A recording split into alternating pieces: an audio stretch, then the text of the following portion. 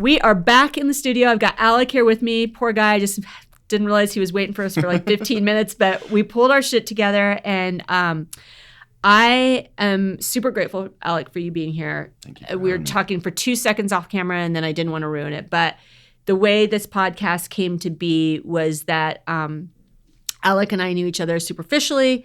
My brother lived next door to where he was living temporarily for a little bit. We bumped into each other a few things. And like, of course, we're all connected through social media because that's what you do. And I saw a post that you had posted, I don't remember how long ago, a first post that was really, really raw. And I was like, ooh, I like that because I love authentic people. And then a few weeks ago, I think it was, you posted another post and it was even more raw. And I admire that so much. And I saw that it resonated with a shit ton of people. I don't even know how many people responded to it, but there was like all these things. By the way, this is the worst intro ever, but this is just how I roll. And so I was like, dude, do you want to get on the podcast and talk about this? And then I loved you even more because you're like, fuck yeah, let's do it. And I was like, okay, this is my people. So Alec, I'm going to have you share a little bit about yourself, but obviously real estate guy, wholesaler, virtual wholesaler, investor, all the things here in Phoenix, Arizona with us. And it has been a wild, awesome, killer, like make a shit ton of money ride for a while. And obviously we are in this market shift. We're recording this in November. You guys are listening to it a little later. I don't have a crystal ball, but I'd be willing to bet that at the time we're listening to it, market shift, still doing some funny things. And so I wanted Alec to have you in, tell a little bit about your background, and then really what the impetus was to post. I'll let you share what you posted and why you did it. And then we can just go anywhere you want to go with it. So, by the way, poor guy has a migraine, so we're gonna wing it here. If we have to pull the cord, we'll do it. But anyways, welcome to the show, Alec. I'm really glad to have you here. Thank you so much for having me. Yeah.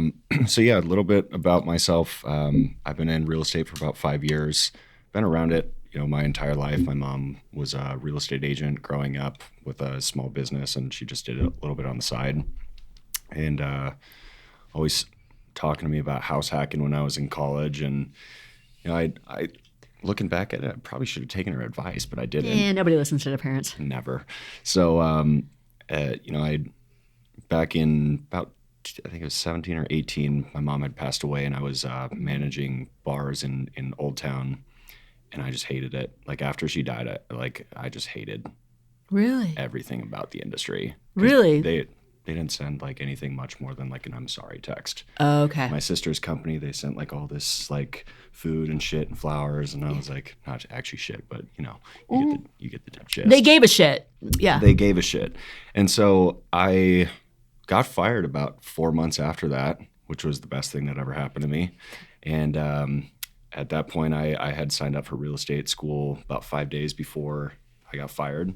And I decided right then and there I was never going to go back to getting a regular job again. So good for you. Made that work, and then, did the agent thing for a while. I saw everyone else making all these huge checks, and I was making like $2,000, $3,000, $4,000 commissions. I was like, whoa, something is wrong here. What am I doing? Right.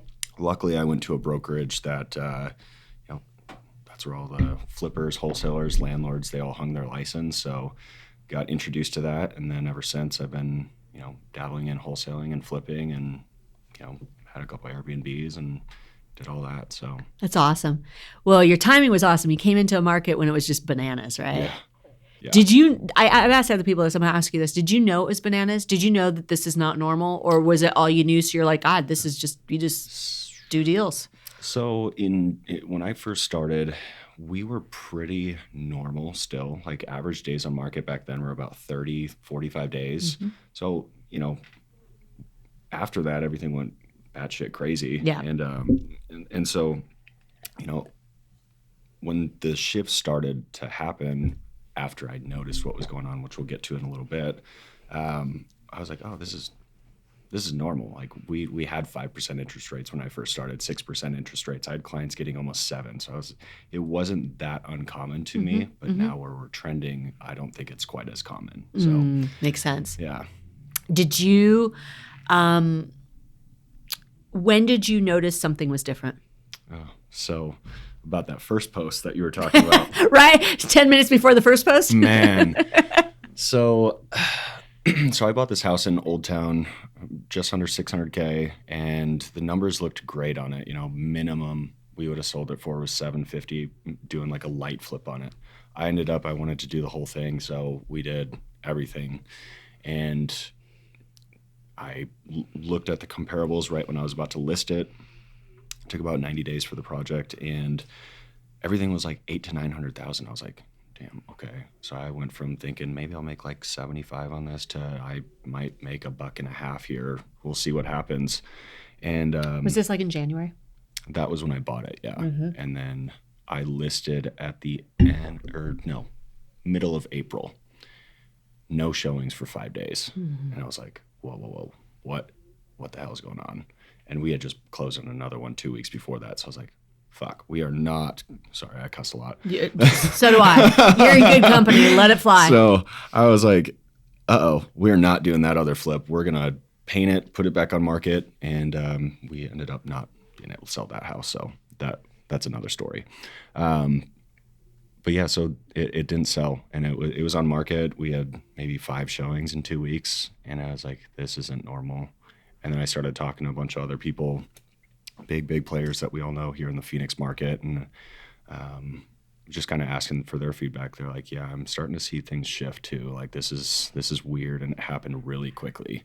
Very quickly. So I pulled everything as far as like actually taking down properties right then. Like within 2 weeks of listing out, I was like, we are not closing on anything anymore. We can wholesale everything. We can, we'll make sure that we have a buyer lined up before we contract anything, but we are not going to be closing on any flips anymore. Mm-hmm. Did you walk away from any earnest money? No, luckily I didn't. Yeah. I almost did on the last property that I closed on, and fuck, I should have, but we still own that house, so. Oh, well. It's on a nice fixed rate debt, so. Oh, good. Not horrible, but it still sucks. Yeah. It wasn't what you wanted to do. Yeah. So yeah, I can't remember the first post that you did, but I think it was something about that first one that you're like, man, like what the fuck's happening here, and something went. But I remember it being, you were one of the first people to put it out there. Yeah. At least from what I could see. And I'm not a huge consumer of social, so maybe other people were talking about it, but I feel like you were one of the first guys that did it. I think so, yeah. Why did you do that? Selfishly, I waited until it closed because I needed it off my books, because those 2 properties were draining me at about $11,000 a month. Yeah. And I was like, I need these off my books. This is driving me insane. Yeah. And then it happened, and I just wanted to share the story so that people see that, everyone talks about the big checks. I've had a lot of them. They're amazing. I fucking love when they hit my bank account. Totally. But when you get kicked in the face with a $100,000 loss, like, that sucks. It sucks. And I talked to a lot of people over the summer who are going through a lot of the same stuff, but not many were willing to share that that's what they were going through. Yeah. So I come to this market with a lot of my own battle scars, right? I've been very open about that. So I started investing in 2003 and was deep in it. And really, like anybody that was in it, had a lot of battle wounds. And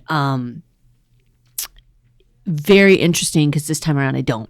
This time I call it smart or call it super conservative, call it whatever you want to call it. I just was really holding back because it just felt uncomfortable to me. Yeah.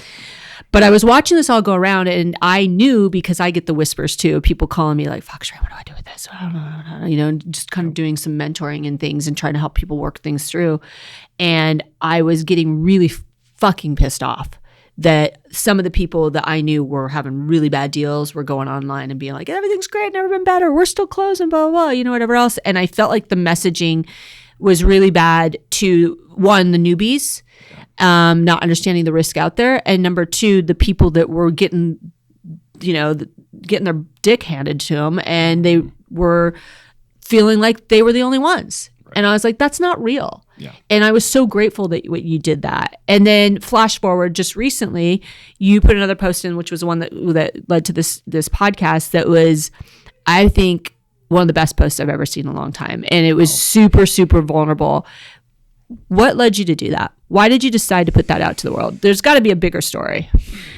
Gosh, now I got to remember what I posted. I can't remember what I should have exactly. drawn it up. I should pulled it up and do it.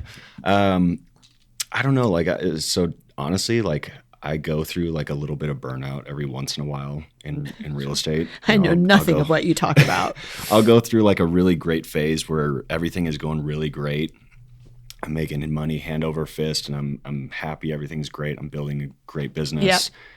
And then when everything shifted, like I let go pretty much everybody on my team. One person quit, then everybody else I let go. Mm-hmm. And I went down to a virtual staff, which I just fired out yesterday. So stop, you're kidding. Yeah. And but just for context, how many people did you have on your team when you were fully staffed? I think we had like 9. Okay. So 3 stateside, and then the rest were all virtual. Yep. So yeah, there was that, and then once I kind of cleared the books, like Lacey and I, we traveled like crazy over the summer. So yeah. I just wasn't really posting too much about what we were doing except for on like my stories. Yep. And then I got settled, and I was like, well, haven't posted for a while. I'm just going to share what's on my mind. And sometimes I'll just draft posts up in my notes, and then some of them never see the light of day. And then the other ones, I'm just like, I don't really care. Who cares? Let it fly. I was trying to pull it up just now, but my phone is not connecting to get it, so I can't do it. But the context of it is, and I'm going to paraphrase. So when you guys go and you pull up Alec Lebeck, you're gonna read it. But basically, it was, you said, this has been the hardest 6 months of my life, which, knowing you lost your mom says something, right? And you said it's professionally and personally, it's been some of the hardest time of my life. And then you went on to say what was good about it. Guys don't do that. Like, not enough guys do that. And I think it's the coolest thing I've ever seen. But I'm curious, once you posted it, what kind of feedback did you get from people? Really positive responses. Yeah. Yeah. Yeah.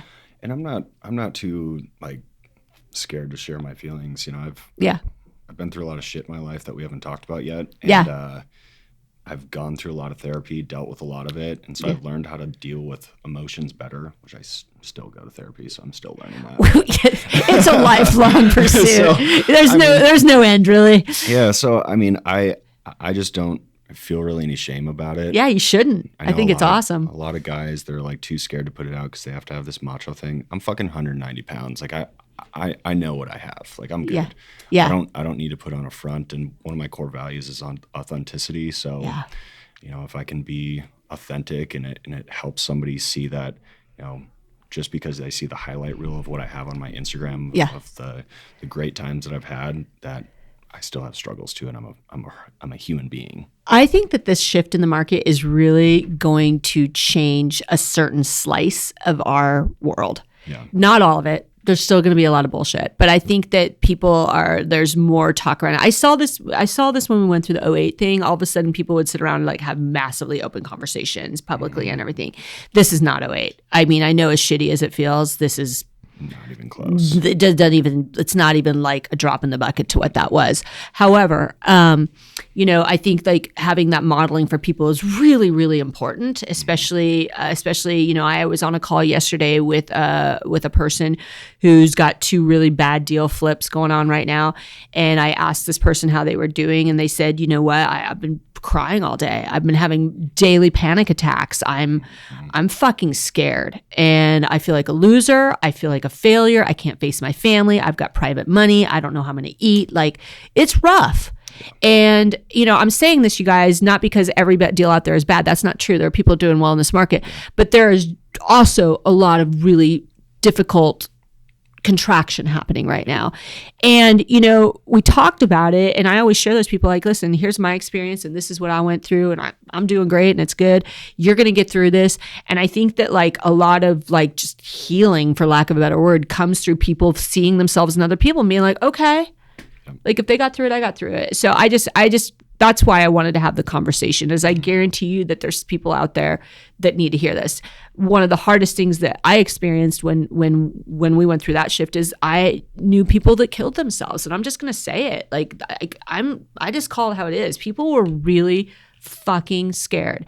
And so, thankfully, knock on whatever, I haven't heard of anything like that happening right now. But I don't want people to be alone. And I don't want them to think that they suck. Like, market shifts happen and things happen. Like, it just happens. So anyways, enough of that. But when you did that, one of the things I saw was that there was a lot of people commenting. Yeah. So that tells me people are resonating. Yeah, I got that too. Big time, cool. Right? Super cool. So now that you're going through that, what kind of things, I know you said you lost a bunch of weight because the stress was so hard, right? No, I didn't lose weight. I lost a lot of my physical strength. Your strength. Yeah, and I have like an injury in my arm that I've been healing for like a while. But no, I just I lost a lot of, I guess, a lot of my ego in terms of weight. I realized that I'm not the biggest dick swinger out there, and I'm not the absolute shit, and that I'm also not invincible to market shifts. Yeah, business. Which I've for a long time thought I was invincible, but it's all good. Whatever. So what did you do to get through it? Like, are you like a meditator? Are you a shroomer? Are you like, what do you do? What's your thing? Like, how do you get to this place to be like cool? To whatever you want to talk about, by the way. Like, I don't have to know all your dirty secrets, but like, whatever you want to share with the group. Yeah. I think it'd be cool for people to know, like, hey, this is how I've navigated this, and this is how it's helped me to kind of find my peace with all of it. One of the biggest things, relationships. Really? Yeah. Of course. And I think that was one of the biggest things that got me through it, was just like that I had friends that were also like dealing with it, and they would like share how they're navigating it. Mm-hmm. Also Lacey, she's been great. Yeah. Church. Yeah. I go to Impact Church, and I swear every fucking time that I'm there, sorry, PT, if you listen to this, I just cussed a lot on this. I think you can be spiritual and cuss at the same time, so it's all good. Exactly. So every time I'm there, it's like I'll sit there and like, it's like I'm the only person that's sitting in that church right now being talked to. And really? I'm like, why do you do this to me? But then I'm also like, this is so freaking cool. Yeah. It happened over the weekend again. And, I think that was a big thing that got me through it. Lacey and I, we worked on our relationship a lot during that time and made things really good between us. So I love that. Was a huge support to help me get through that. Yeah.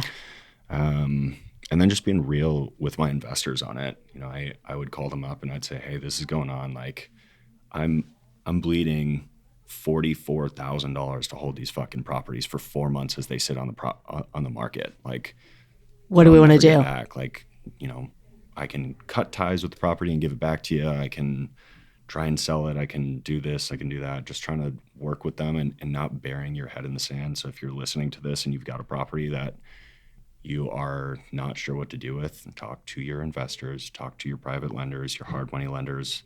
Don't bury your head in the sand. It makes it way worse. Did you bury your head in the sand to start? Were you in denial with it at first, or were you pretty realistic about it? No, I knew I was going to lose my ass. Yeah. I always, like, that's some of my advice. I'm always like, rip the Band-Aid. Just do it. Problems don't age well. That was one of my mentors told me that way in the early days. They don't age well. And then, you know what? Also, you got to free up some mental space to go find some good stuff, right? Exactly. Like, it was a big mental draw. It was horrible. Like, there was days where I would try and work, and then I'm just like, that thought would come into my mind. It was just like fear, like 100% fear based. Yeah. Like, fuck, I'm losing it. Oh my God, what's going on? Fuck. I worked so hard to get here, and like, oh my God, I can't let this house like take my personal house away from me, and like all the shit that I've built. Like, so those fear thoughts were definitely there. Yeah, it's real. I've been there. I get it. That sucked. It's until somebody's had that sheer panic of like, there is no way to get out of this. I don't think you can relate to it. It is a really real thing, and it's really hard. And so, like, that's I love that you gave that advice to everybody. Like, rip the Band-Aid, because honestly, you need 30% on the problem, 70% to go find the opportunity. Yep. Go figure out what's next. Go while everybody else is freaking out, yourself included. Mm-hmm. Where's the blue sky? Yeah. And I think we planned these a long time before this happened, or I don't know. Your trips. It was. Yeah, but we planned, we were gone. Like, were they prepaid for it? You're like, okay, we're not losing anybody. We've already paid them all in full. Well, I'm like a big, like, I love my points. So, oh yeah, like, me too. I've gained like 900,000 points in the last year. So we were just like, everything was paid for pretty much. Yeah. So, and that's one of the beautiful things about flipping is you go through so much cash that it's just like, if you're going to do that, put your shit on your cards. Yes. Make sure you have the money to pay it off, but like put it on your cards and then like pay it off right after. Yeah. And so that helped a lot with that. That covered most of the trip costs. That's good. So now you're kind of on the other side of it. You've shored everything's kind of shored up, right? Or cleaned up as best as it could be for now. So where are you going next? What are you thinking? Or are you staying in real estate, or are you over it? I am. I am staying in real estate. I love it. There's days where I just hate it, but it's all of us. There's days where I just absolutely love it. And if I leave, I have too much experience at this point now to like pick up and go do something else. It's like, what else would I want to do? Yeah. I want to buy businesses. That's one of my goals is buying existing cash flowing businesses and not like starting them from the ground up. Yep. So that's one of the things that I'll be working on in the future. I'm also working with a company right now to help business owners get their ERC credits. So they're able to get, their government refunds back for having people employed during 2020 and 2021. And then I've also found like this passion in helping other people fix their credit and, getting business credit. Cause I went from, 18 months ago, I had like $25,000 in credit limits. I have over 400,000 today. Interesting. So, and that's that, I don't want to spend all that. Don't get me wrong, but like it's there as peace of mind that if shit hits the fan, I have a runway. Yeah, that's smart. Is that a business for you now? Are you just kind of doing it as a hobby and helping some friends out? So I tested the market to see if there was one, and there definitely is one. So I probably will start offering those. I just have to figure out what I'm going to be charging for it because it is pretty intensive if I'm doing the work for them. If it's just like on a consulting basis, then I'll just do like a consulting call, which I already have those type of calls set up. So, but yeah, there's definitely a market there. People, they don't know how powerful it is until they start doing it. I used to spend everything on my debit card until one of my mentors is like, you're a fucking idiot. He's like, why are you doing that when you could put it here? You have your purchase protection, you get the points, or you get cash back. I don't want the cash back though, so I go for the point cards. Yeah. So that's how I travel. Do you mentioned it a couple times, like mentors and relationships and people like that. Do you have people that these people, are they paid coaches? Are they people that you just found and were like, I'm going to learn from you? I've paid a lot of coaches. Right now, I don't currently have one. I'm looking for like more of like a life and mindset coach right now. It's just, I need to find a new one that I can work with that does more than I do. Yeah. It's like I've you outgrew your people. Yeah. Where it's like, I started outgrowing like the money that they were making, even though it was just like my inference of what they were making. But I was also like, okay, you're just a coach. Like that's great, but I want to learn from somebody who's like running real businesses, not somebody that's like, I'm a life coach and pay me. I know those people. It's hard to find the right people, but they're out there. Yeah. So, but yeah, I have that. People that I've paid, I've gone through a lot of coaching programs, mentorships, courses, etc. And then I just have some people that are just, they've been in it longer than I have, and they're just your friends. Yeah. Are you going to wholesale? Are you going to continue to wholesale? Yeah. Yeah. So I'm pulling back on like what I was doing. I love working with virtual assistants some days, and then some days I'm like, this is fucking ridiculous. Like, yesterday was one of those days. And so I just fired all of them except for one. I was like, you want drama. You don't want to show up for a required meeting. You don't want to show up for the required meeting because it's 30 minutes before you're supposed to start working. And we told you last week, like, I'm not paying you. Yeah. This is dumb. Yeah. So figuring out like how I'm going to be going about it, where I just want to run leaner. Yeah. It seems to be the theme with most people right now. Yeah. Myself included. Like I optimized, super lean. I mean, I have a goal of doing real estate a day and a half a week. That's nice. A bananas fucking goal. Wall building in a market that is going to have a lot of opportunity. That's my goal. I honestly don't even know how I'm going to do it yet. But I'm like, that's the goal, right? Like, let's do it, right? And so I love all that. I think leaner, more optimized, more laser sniperish, go exactly where you want to be is not a bad strategy. Yeah, because I mean, right now, like everyone's cold calling, which I was doing a lot of that. I have more data than I could throw up right now. So Yeah. it sucks that it's just sitting there not being used, but Yeah. I just don't want to.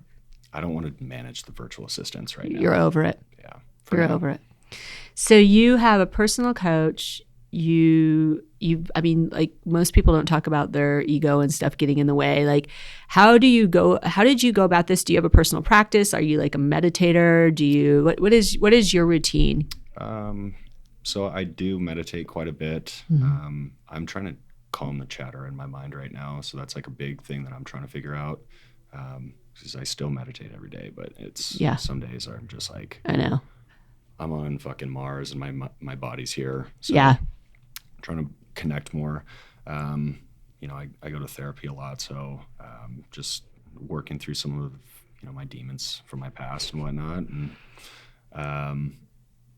I also read like a lot. Yeah. I've probably 40 books on my shelf that are unread. And then wow.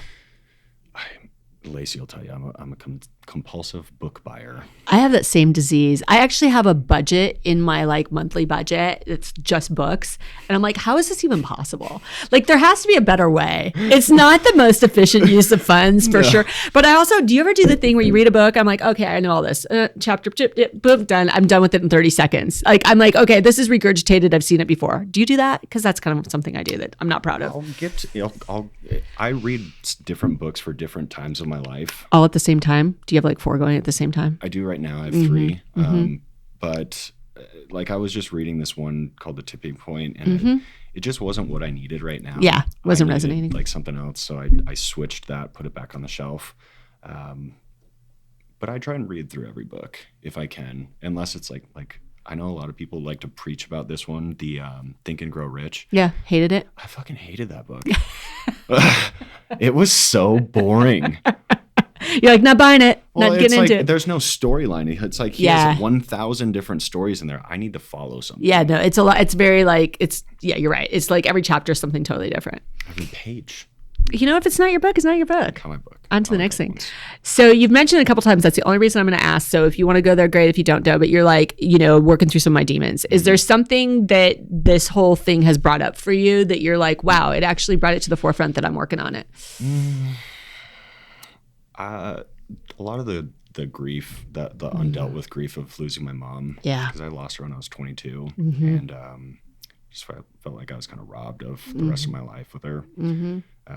So that causes a lot of stress on the back end that I didn't really know that I was carrying. Because when she died, it was, I got fired a few months later, and then I went full into real estate. I also got dumped like a month after that. So I was just like, I'm broke right now, and I don't want to fucking be broke anymore. So I'm going to work my ass off, and I'll figure this out later. Right. Just buried it. And now I'm like, okay, it's later. Like, yeah, you gotta it's the time. Out.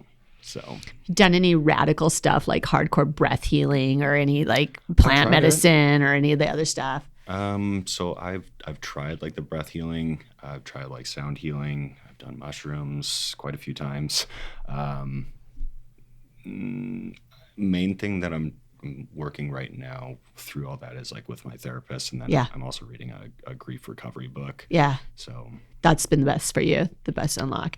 Isn't it interesting how it's like you come in here to talk about real estate and what's going on with that, but really real estate's just like it's just a vehicle. It's just the vehicle. Yeah. It's just the symptom, right? Or the thing we do. Yeah, it's our commonality. Yeah, it's our commonality, but really it's like we're whole humans, right? Yeah. And I just feel like that's a conversation that just needs to be had so much more. Yeah. So much more.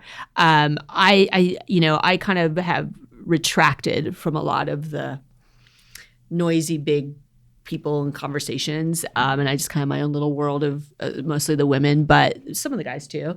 What do you see happening next year? Like, do you think any of this is going to shake people up and people are going to run their businesses or have different relationships within the business different in 2023? Or do you think it's like same, you just happen to be an outlier, a really good outlier, by the way? Thank you. I don't know, because I've heard a lot of people getting kind of dirty right now that money is a little tight. I've definitely experienced it from some people that I called my friends. And so I think right now a lot of what's getting exposed is who is actually genuine and is true to their word, and who is big on Instagram and Facebook and just fucking loud. Oh my God, I fucking could hug you right now. I love this so much. So it is so true. I mean, you know, I've had to do some things where I've retraded, but I've always like done that up front, not like on the back end. And I'm just like, here's like half of your paycheck or whatever you're supposed to get. And so, you know, I'm seeing that. I'm seeing people selling really bad deals to newbies, which sure, the newbies should get educated and learn things before they get into purchasing properties, which is why I always preach, like, get educated before you start taking action, because you're going to fucking burn your ass to the ground otherwise. Yep. Where was I going with that thought? Well, I was asking if you thought that people would shift into a better place, but I think what you're saying is really true. Like right now, people's true colors are coming out. Period. So, if you're a person that wants to lean into growth and, you know, self-awareness and like, okay, this thing happened, I'm going to like actually make me a better person, you're going to do that. If you are a person who has massive scarcity mindset and thinks the world's out to hurt you, you're going to fuck everybody around you. And it's like, it's just, this is what happens in times of transition. You get to see which path people are on, which in a way, I was talking to my girls about this. I was like, you know what, this is great. You know who people really are when things are hard. The people that are showing up right now in spite of the difficulty, those are your people. Ride with them. Yeah. Because if you guys can hang and make things work now, oh my God, when we flip it and we come back out the other side, those are your people. Yeah. And it's sad that a lot of people are doing that, because people always forgive eventually, but they will never forget. They don't forget. Ever. No. And so hearing about some of the things and the experience that I had personally, I'll never forget that. And I know the people, and it's not like I'm going out of my way to like ruin their reputation. No. But if it comes up in conversation, I'm not going to keep it quiet, because if you're a shitty person, like, other people shouldn't be doing business with you. Absolutely. So, and they need to know that red flag about you before jumping into bed. 1,000%. So I think a lot of that is happening. I think next year is going to be very interesting for real estate. I foresee that things are going to get very ugly. Everyone's talking about it, especially with like the overwhelming debt crisis, which is, I think, the bigger animal than just like real estate. So I think it's going to be very, very interesting to see. I think it's going to be really interesting too. I think it's very scary, but hustlers will always find a way to get through it. Always. So we'll be fine. What part of it scares you? Oh God. Deep down. Yeah, no, really. I mean, I'm curious. So I went through like the whole 08 thing when I was in school. I was still in high school. Yep. But I wasn't immune to it because I was just a kid. Right. My mom lost her house. She filed bankruptcy. Like, she came to me when I think I had just turned 16, and I was like about to start looking for cars and stuff. And she's like, hey, so I'm getting my tax return this year. You know, I owe you $7,000. And because I'd been borrowing my mom money since I was like 7 years old. It's really sad. And she's like, hey, like I've got like your money coming, like, so you can buy a car and like do your thing. And I'm like, okay. She's like, also, I stopped making payments on the house. I was like, what the fuck? What? I was like, no, don't give me the money. I don't want the fucking money. Pay the. Yeah, like, I want to have a roof over my head. I want a roof over the head. I don't want you to like stress out about money. Like, don't give me the money. Keep that shit. And she's like, no, like, I already stopped paying it. And I was like, oh, thank you for telling me that afterwards, but like, still keep the money, like, get us current. She's like, no, Alec, you don't understand. If I work 90 hours a week right now, I still can't afford to pay the mortgage. She was on an arm or something. Yeah. She had refinanced in 2005, I think it was, or 6, right before everything crashed. So our house was huge, and like now it's worth a ton. But we had pulled every penny of equity out of it because she found mold in the basement. Got it. And I was very allergic to the mold, so I was getting sick all the time. And so I saw that, and she came to me, told me that, and then she's like, I have a plan. I was like, great, you have a fucking plan. Like, what's the plan here, lady? Like, we're going to be out on the streets? She's like, no, you'll be staying here until we're done with high school. She filed bankruptcy, and I can say this now because there's no statute of limitations for that person. Right, yeah. So she's gone, yeah. So she was going to file bankruptcy the day before, which a lot of people do, before the auction. Yeah. And in Minnesota, it's a judicial foreclosure, so that would have extended it by 1.5 or 2 years. Yeah, something so like bought that. you time. Yeah. I graduated from high school, went off to college, and then she lost the house. Yeah. So there was that. I saw her, file bankruptcy and have to wipe off all her stuff. And then she got very, very, very sick 6 months after she lost the house. And so that's my big fear, is that, like, with all this shit that's going on, like, I don't want to lose everything. I think it hits thank you for sharing that. I think it hits a really raw nerve for a lot of people. It is very real, and I think it's out there, and I'm just glad you talk about it. Like, we need to talk about these things because, like you said, community is everything. And, like, okay, then the next step is, what are we doing? Yeah. Like, well, okay, we know what could happen. Some of us have lived it. So what do you do? And I think that that's maybe a part 2 conversation, and maybe even like being kind of an interesting conversation to have, like a round table. That would be kind of fun, just to get a group of people in here that are all kind of like-minded, to be like, okay, what are you doing? What are you doing? What are you doing? Because I always say, you know what? This is what I know.